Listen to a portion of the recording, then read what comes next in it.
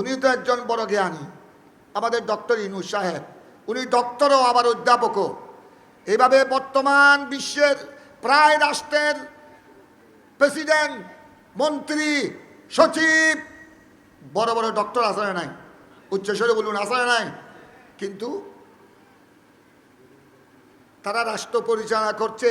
কত দাঙ্গা হাঙ্গামা আপনারা ভারতে দেখেন, কত দাঙ্গা হাঙ্গামা চলছে। আমেরিকায় পর্যন্ত, আমেরিকা যেটা গোড়া পৃথিবীর মধ্যে শক্তিশালী রাষ্ট্র আমেরিকা, আমেরিকার মধ্যে এক প্রতিবেদনে দেখা গেছে আমেরিকার মধ্যে পর্যন্ত গোড়া দিনে কয়েক হাজার, শত নয় কয়েক হাজার মানুষ খুন হয়।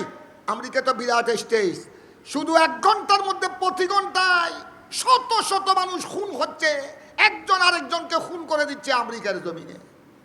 আর জেনা বদমাশির তো কোনো হিসাব নাই।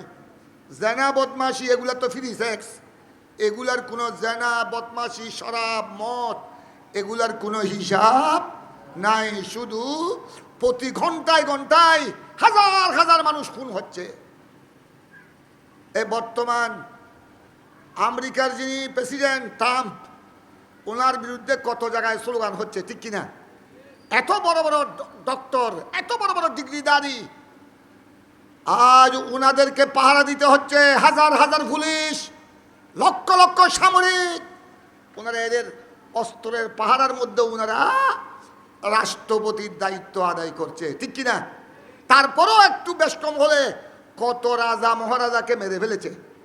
আমাদের বাংলাদেশও, এই ইন্ডিয়া তো, এই গোড়া আরব দেশে, আরব দেশ, যে আরব দেশ থেকে আমরা, যে আরব দেশে কোরআন নাজিল হয়েছে, যে আরব দেশ থেকে ইসলাম গোড়া পৃথিবীর আনাচে কানাচে পৌঁছেছে, ওই আরব দেশও বর্তমান যারা সৌদি আরবের রাজা বাদশাহ, ওনারা, ওদের ইতিহাস দেখলে আপনি দেখবেন কেউ বাপকে মেরে, বাবাকে গুলি মেরে সিংহাসন দখল করেছে, কেউ বড় ভাইকে গুলি মেরে সিংহাসন দখল করেছে, কেউ চাচাকে গুলি মেরে, দিন দুপুরে চাচাকে গুলি করে মেরে সিংহাসন কি করেছে, ঠিক কিনা?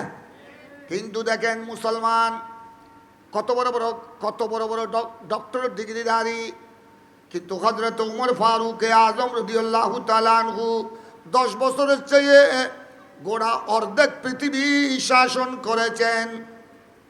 10 বছরের মধ্যে উমর ফারুক আজমের খেলাফতের সময় উনার শাসন আমলে একটা বাঘ একটা ছাগলের উপর আক্রমণ করার সুযোগ পায়নি। বাঘ ছাগলের উপর, সবল দুর্বলের উপর আক্রমণ করার সুযোগ পায়নি, সাহস করে নাই।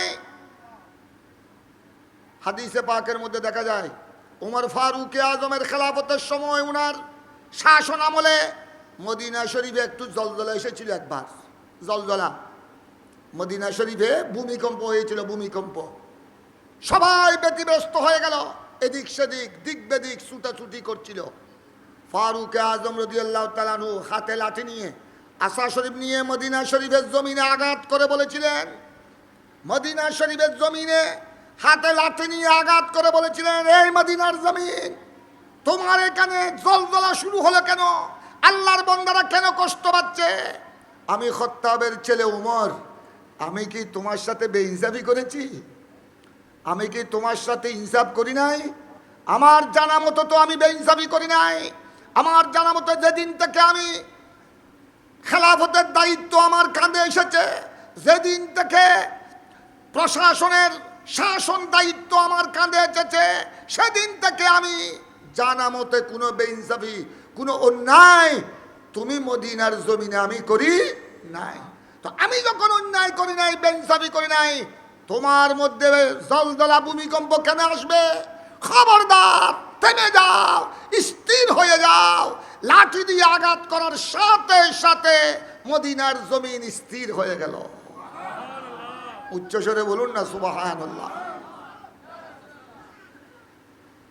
এবং উলামায়ে কেরাম এই হাদিসের ব্যাখ্যায় এটাও লিখেছেন, এই হাদিসের ব্যাখ্যায় এটাও বলেছেন যে উমর ফারুক আজমের জামানায় মদিনা শরীফে জলজলা এসেছিল, ওই মদিনার জমিনকে যেই উনি সতর্ক করে দিচ্ছেন, খবরদার দ্বিতীয়বার যেন আর জলজলা আমি না দেখি।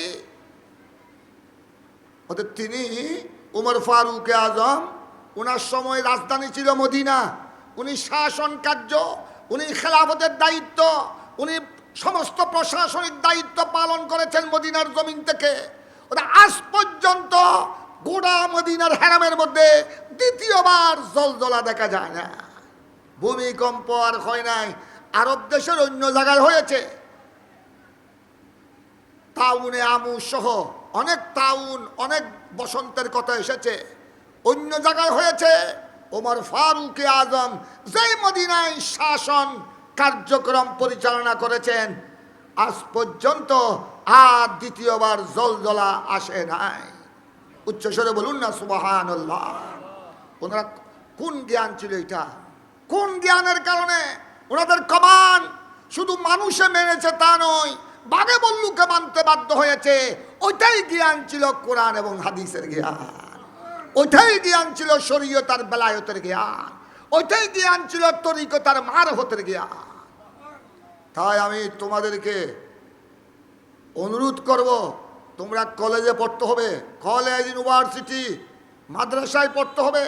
সায়েন্স এখন বর্তমানে আমাদের মাদ্রাসার ছাত্রছাত্রীরাও সায়েন্স পড়তেছে, অনার্স পড়তেছে, ভালো কথা।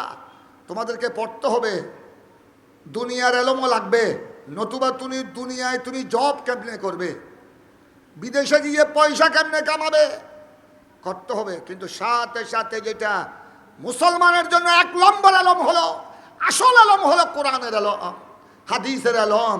যে আলম দিয়ে সাহাবায়ে কেরাম গোড়া বিশ্ব জয় করেছেন, যে আলম দিয়ে গৌসুল আজম দস্তগীর গোড়া পৃথিবী জয় করেছেন, যে আলম দিয়ে খাজা গরিব নওয়াজ গোড়া হিন্দুস্তানের জমিনকে জয় করেছেন, ওইটাই হলো আসল আলম। যতক্ষণ পর্যন্ত মুসলমানের ছেলেমেয়েরা ওই আসল আলমের দিকে ঝুঁকে পড়বে না, ওই কোরআন ও হাদিসের আলম।